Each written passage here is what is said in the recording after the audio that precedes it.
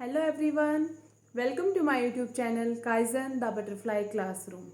आप सभी को नवरात्रि और दशहरे की हार्दिक शुभकामनाएं। आज का हमारा टॉपिक रहेगा importance of festivals for our kids. जैसे कि आप सब जानते हैं, फेस्टिवल का सीज़न शुरू हो चुका है और अभी क्या नवरात्रे चल रहे हैं, तो हमें हमारे बच्चों को फेस्टिवल की इम्पोर्टेंस क्या है ये समझाना है। क्योंकि हमारे देश में बहुत सारे फेस्टिवल्स हैं और जो हम सेलिब्रेट भी करते हैं, लेकिन हम वो क्यों सेलिब्रेट करते हैं वो हमें उनको समझाना है। हम जैसे नवरात्रे हैं, नवरात्रे हम क्यों सेलिब्रेट करते हैं, विजयदशमी हम क्यों मनाते हैं, दशहरा जिसको हम बोल देते वो हम क्यों सेलिब्रेट करते हैं, वो हमें हमारे बच्चों को समझाना है। तो चलिए देखते हैं विजयदशमी और नवरात्रे हम क्यों मनाते हैं। नवरात्रि 9 रातें। इन 9 रातों में देवी के हम 9 अलग अलग स्वरूपों की पूजा करते हैं। माना जाता है ये 9 देवियां मिलके आदि शक्ति दुर्गा का रूप बनाती हैं, जिसने एक भयानक असुर महिषासुर का वध किया था।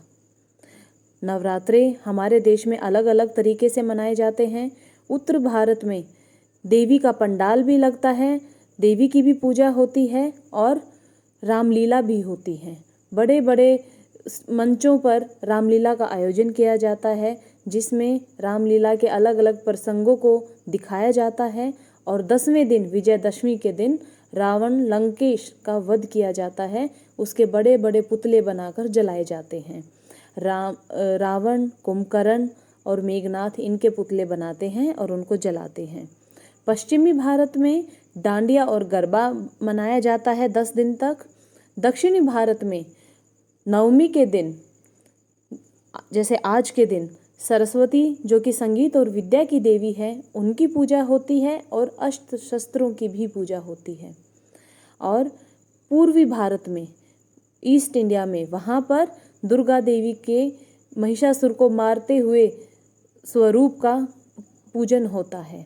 और फिर 10वें दिन विजयदशमी के दिन माना जाता है कि उन्होंने महिषासुर का वध कर दिया है और फिर उनको समुद्र में प्रवाहित कर देते हैं कि वो माता जी दोबारा कैलाश चली जाएंगी और अगले साल फिर से आएंगी।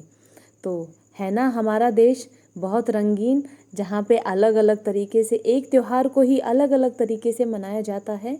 तो विजयदशमी, दशमी के दिन विजय प्राप्त करना, और विजय किसकी होती है? सच्चाई की और अच्छाई की, कि बुराई पर हमेशा अच्छाई की ही विजय होती है। वीडियो से आप समझ ही गए होंगे कि why do we celebrate Navratri and Vijayadashami. तो हमें हमारे बच्चों को हर फेस्टिवल में पार्टिसिपेट वही कराना चाहिए कि उनकी इन्वॉल्वमेंट होनी चाहिए जब उनको सेलिब्रेट करें।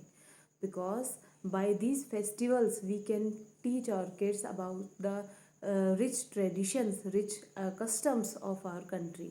बता सकते हैं कि क्या क्या ट्रेडिशंस चलती आ रही इतने टाइम से। और this is the time when we can spend more and more time with our kids. और बच्चों के साथ बहुत अच्छी बॉन्डिंग होती है जब हम उनसे शेयर करते हैं कि दिस इज़ द फेस्टिवल, ये हम इसलिए सेलिब्रेट करते हैं और इसमें हम ये करेंगे, कि हाउ वी आर सेलिब्रेटिंग।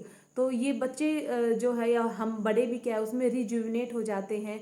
क्योंकि फेस्टिवल का जो टाइम होता है वो बहुत ही एनर्जेटिक टाइम होता है, इसमें एक अलग ही ऊर्जा होती है।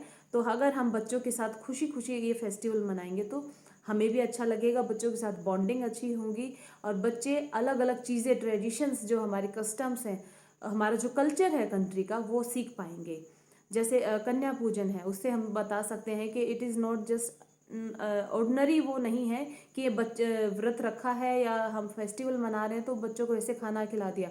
वैसे खिला देते हैं, विच इज़ रियली गुड, खिलाना चाहिए। लेकिन जो 9 कन्या पूजन हम करते हैं, वो 9 देवियों का जो स्वरूप है, आदि शक्ति जो देवी हैं, उनका स्वरूप हम इन 9 लड़कियों में, 9 कन्याओं में, जो छोटी छोटी हम लड़कियां, उनको खाना खिलाते हैं, उनकी पूजा करते हैं। नव दुर्गा का रूप हम उनको मानते हैं, इसलिए हम उनकी पूजा करते हैं। डिसिप्लिन में रहना हम अपने बच्चों को नवरात्रि से सिखा सकते हैं कि जब हम फास्टिंग करते हैं या व्रत में पूजा करते हैं तो हमारा एक रूटीन सेट हो जाता है। लाइक मॉर्निंग में हम जल्दी उठे, फिर हमने पूजा अर्चना की, लाइक वर्शिपिंग किया हमने। उसके बाद जैसे एक फलाहार हम, या फिर बहुत ही अलग सात्विक खाना हम खाते हैं, जो कि हमारी बॉडी डाइजेस्टिव सिस्टम के लिए भी सही है। जो फास्टिंग है वो आध्यात्मिक रूप से भी होता है और साइंटिफिकली भी बहुत प्रूवन है कि जब व्हेन सीजन चेंजेस, जब सर्दी से गर्मी या गर्मी से सर्दी, नवरात्रों की टाइमिंग भी क्या होती है, एक बार अप्रैल में आते हैं और एक बार इस टाइम पे आते हैं। वैसे साल में 5 बार नवरात्रे होते हैं, लेकिन जो शरद नवरात्रे इनको हम बहुत ही धूमधाम से मनाते हैं। ऐसे ही अप्रैल में जो आते हैं उनको सेलिब्रेट करते हैं। तो ये इन नवरात्रों की टाइमिंग कैसी है दोनों की, जब सीजन चेंज होता है तो उस टाइम पे हमें हमारी बॉडी का बहुत ध्यान रखना होता है। हमें बहुत ही सिंपल खाना खाना चाहिए ताकि हमारी बॉडी डिटॉक्सिफाई हो जाए और मौसम के साथ हम इजीली अडेप्ट कर सकें। तो ये चीज़ें हम अपने बच्चों को बता सकते हैं।